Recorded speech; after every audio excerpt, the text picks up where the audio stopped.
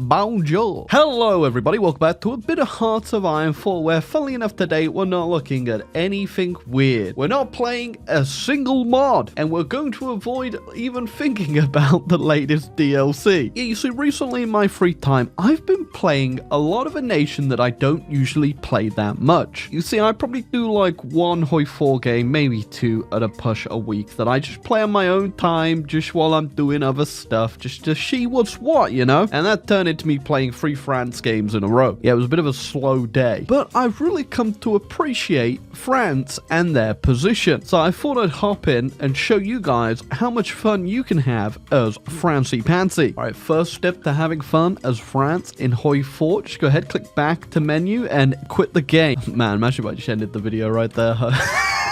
Okay, so when I have fun as France, I usually don't like to, count on destroying the Germans immediately. Like with the Rhineland, I could go in, you can beat them pretty easy, especially now with the new DLC. They're a little bit weaker at the start, but I don't want to do that. I actually like holding out against the Axis. A cool thing about France is they've got this massive army at the start. Sure, the majority of them don't even have any weapons, which is a interesting way to have an army, France. But hey, we make do with what we gotta make do with. Okay, so we could pick between National Bloc or Popular Front. We're still gonna do the historical route regardless, which is review foreign policy down here, because oh boy, I love a historical game. And also because usually whenever I play France for a video, I'm down here at the monarchist part, or recently we did the communist path, so you know what, we're radical centrist. So you go in historical, the only difference between these two up here is your like little economic branches you get, and I'm not too sure which one's actually better. You get a whole bunch of flat factories in the left side one, and then over in the right one you get some pretty cool overall buffs. Like you get this construction speed one, or you get the free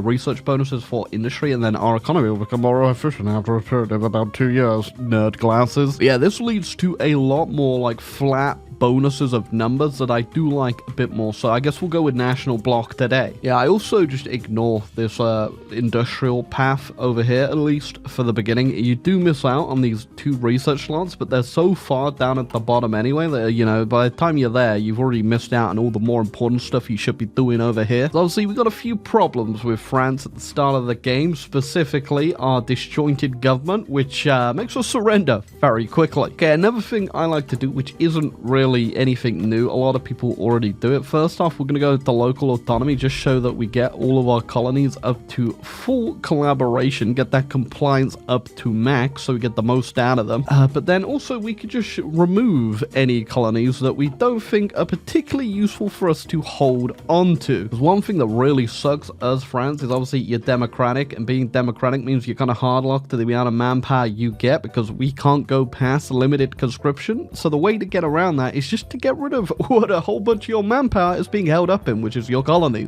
So we're going to release them as puppets. Obviously, the extra bonus for doing this as well is that they will go ahead and then do all of their generic focus tree and get even more factories for us to use. I don't know if you know this, but France has a lot of releasable nations. One of the biggest memes you can do is also just release Algeria so that they go down a whole bunch of their economy and focus tree stuff, and then you actually get cores on them later if you go down this path over here. And if you've actually released Algeria as a puppet, this focus will also just annex them back into you immediately. So if they go down and do all of their industry stuff, you just get loads and loads of industry for free over here, which is great. And then we can just, with the rest of the colonies that we want to keep, just get our other colonies to give us garrison support, and we'll get a whole bunch of manpower freed up. Now, the only problem is with obviously releasing all these puppets into the world is if you're little Tony Blair from Kosovo, that laptop might be struggling, but don't worry.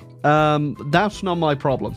Okay, so we are going to do the intervention in Spain just because it is so easy for us to actually get involved in it without actually having to suffer any of the drawbacks that do come with it, that, well, they're supposed to come with it. So the way it works is you need to get yourself up to 25% war support to actually just straight up join and wipe out the nationalists, which, you know, that does come with the drawback of having to do all of these, which tank your stability. And you would have to do quite a bit of them because, I don't know if you can tell, but 12% war support is quite far off. But you could also just go ahead, wait until you've got yourself 50 little phone power right there. Click the send attaché. That'll give you another 10% war support. Now we just need 3 more. So there you go. I'm just going to take the 10% stability hit there. We could just wait a little bit, actually, just till world tension goes up, probably from the Japan war. But, yeah, I'm just going to do this real quick because 10% stability is nothing to me. And then, boom, we can click intervene on the side of the Republicans. Paying request aid. I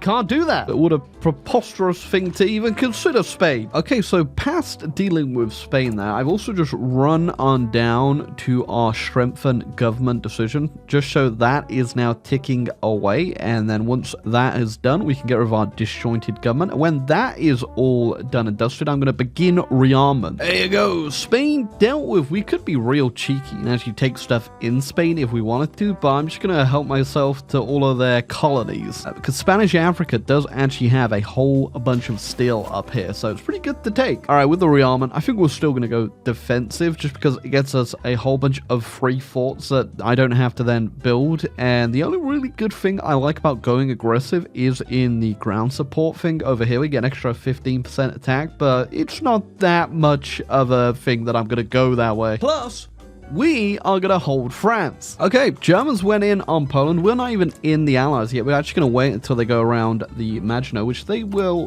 do. We've got our last bit of troops coming out, which we're going to put on the Italian border. We got our puppet troops over in Corsica, because the Italians do like to be annoying there. And we're finally going to go ahead and annex off Algeria. I'm pretty sure, yep, they've done everything they have there, so get ourselves a whole bunch of free factories. Yeah, I also did go ahead and extend the Maginot, both through the focus and actually building over there, but more importantly, make sure you get your AA down, because that's what's going to make this a lot easier for you. And boom, just spent all my XP that I got from the Spanish Civil War, and also just, you know, from getting XP from this bald guy. And our doctrine's pretty far down. I do stick with Grand Battle Plan, and I do go left side because I'm not going to stick with infantry forever. But yeah, we're looking pretty good. All right, so after annexing Algeria, 88 factories right there, up to 98. Very nice. Okay, Germans got their war goals, which means they could declare on me at any minute. I could just also join the faction whenever I want, but the longer you wait, the better you're going to be with your hold. Okay.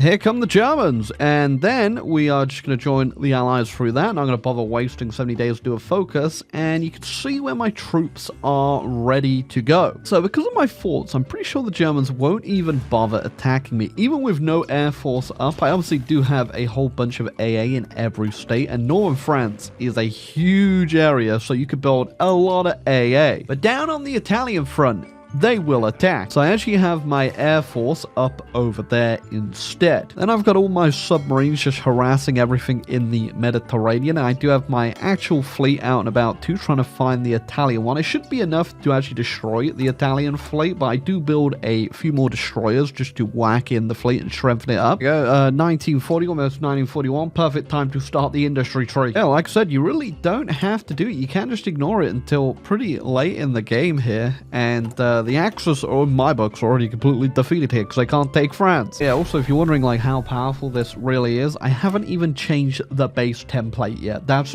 where we're at currently. Now, it used to be, you know, this French game would still actually be, you know, in a pretty good position for the Germans to still do something if you were to do everything that I've done so far. But with the new update and their new economy of conquest, the Germans are going to die so quickly. I mean, it don't help that they are just, you know, endlessly blasting into my lines. The Germans, and I'm pretty sure all the Axis are down here currently trying to push, and I'm assuming these casualties are going to be quite high, and mine are quite low, but it's very nice to see all the squad here, by the way. Yeah, these casualties are absolutely disgusting. 130k on the Hungarians, though, guys, you know, maybe not worth it. And the British are already actually naval invading down there, so I'm just going to be happy letting them do that. I might go ahead and now push into North Africa now that their supply is gone. And there goes the Italians in North Africa. Oh, and they're also getting naval invaded over here by the Australians. This is actually a, oh, well, what's happening right now? There's an interesting glitch I've noticed over in Corsica. Now, I don't know why, but the Germans, as you can see right there, can just naval invade past your supremacy.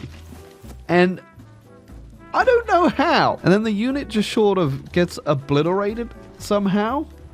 Look, right there. Where did it go? It's one of the most bizarre things I've ever seen in the game before. And that is definitely saying something for Hoi 4. But yeah, they'll just keep doing that endlessly to the end of time itself. Okay, so the British are moving into Italy. I'm still holding, and we really need to figure out what we are going to do to put this to bed. Interesting, they're still actually over in Ethiopia a little bit. But yeah, I guess eventually we all have to deal with the Japanese as well. They can't demand Indochina, I believe.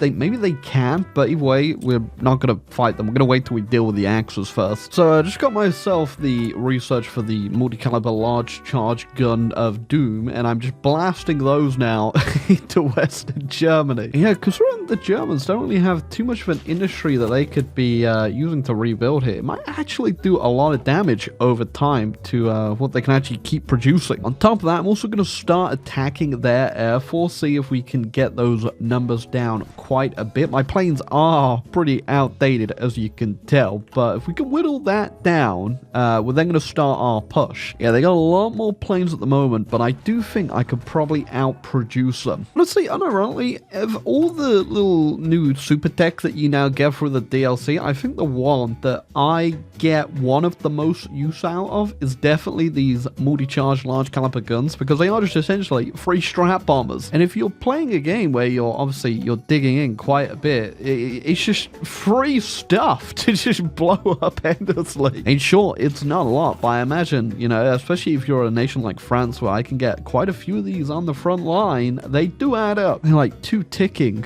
strap bombing, I'm assuming, as factories get rebuilt there, is enough. Now, didn't even have to wait to get over there. Japan is gone. Not too sure what we've really accomplished up here in Manchuria, though. Okay, I think I'm ready to start a push now. Do I go through Italy, which is mostly defended by the Axis smaller guys, and Italy, or do I just go through the Benelux here? Oh, of course, as soon as I start my push, the Soviets go in on the Germans. The way they actually did it is they declared war on Japan, who still had their guarantees.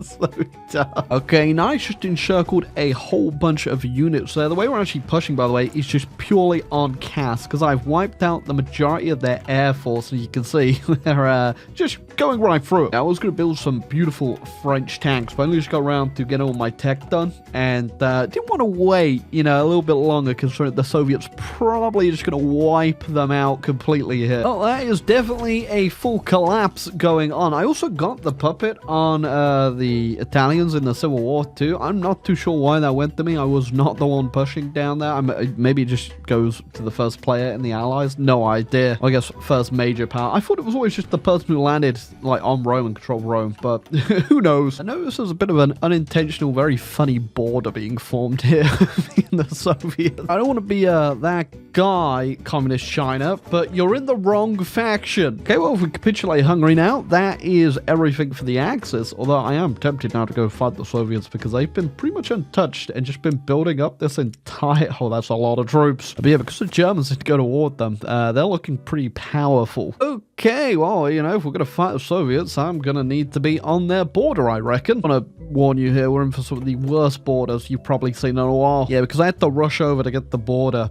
with Poland. I had to ignore a few things. Why? Okay. The British fought me for this state and then didn't even bother taking it. Whatever. You know, I guess we'll just chill with the Germans now over in that one state. Oh, there you go. Just disappeared out of nowhere. I guess Paradox have put in some sort of fix for dumb things like that. So I've noticed a small issue with my idea to invade the Soviets, and that is I can't invade them because the UK has a non-aggression pact with them, because I'm assuming they got one when they were fighting down in Iran. I could wait for it to time out, or I could go help out in China. Oh, well, yep, congratulations, China, for joining the Chinese United Front. All right, fellas, bit of a weird Vietnam War today, I reckon. I just realized as well we got Communist China in our faction, so we're just gonna go to them. Oh, I could think of nothing bad that's gonna happen because of all this. What the hell's going on in the Philippines? Yeah, I reckon U-93 divisions of various allied nations should stop doing that. Oh, Soviets declared war on me. Wasn't expecting that. Still have some form of an army down in Europe, so just going to quickly get them in a better position. So the problem I was thinking about with this Chinese war is that we'd obviously beat China, Communist China will get loads of land, and then they just join the Comintern. But that kind of fixes this issue. To say for certain, the Korean War in this specific scenario would be looking a little bit different. Okay, China dealt with, may have even stolen a little bit, moved the border a tiny smidge on the map there, but nobody will notice, right? Yeah, I'm not going to bother pushing the Soviets from the east, Steve. I'm just going to bring my army now back onto Europe and just push from there. All right, I do like how the AI just keeps bringing up more units here. I think we've got it covered at this point. Maybe go somewhere else. Okay, never mind. Had to bring the army down to the Horn of Africa because apparently Ethiopia wants to start something. I would argue that wasn't worth putting a nuke on in the slightest. Okay, now we've gone ahead, finished off Ethiopia, we can put our little Napoleon hat back on and try not to freeze to death this time. Sometimes in Hoi 4, you just see the most spectacular things. Like I just pretty much encircled the entire Russian army down in Czechoslovakia in there. Not a lot on the front lines anymore, huh? Yeah, if we're looking at just numbers here, that is a lot of troops now completely encircled, which probably explains why I've actually just taken Leningrad and didn't even realize. I do have to say that did make my invasion of Russia a hell of a lot less complicated, and whatever's left of them is currently holding out in Vienna. Well, that actually didn't turn out as horrible as I imagined the peace deal might. I mean, we didn't get everything we wanted, because the AI sure does love to have their fun, but Napoleon would definitely be happy with that one. We don't have Napoleon, though. We just have, we have Pierre. But hey, pretty damn fun French game there. We had ourselves one hell of a fun time, I have to say. And I cannot promise that this will be my only French game. I'm probably going to do another one at some point. Will I record it though? Probably not. But I hope you enjoyed the video and maybe inspire you to go have a little French game of your own, because it is pretty damn good to have one. And a lot of people obviously get turned off by the fact, you have to hold out against the Germans sometimes, and that is pretty hard. But I'd actually say it's easier than ever. But yeah, hope you enjoyed the video. If you did, leave a like, subscribe down below, and rat.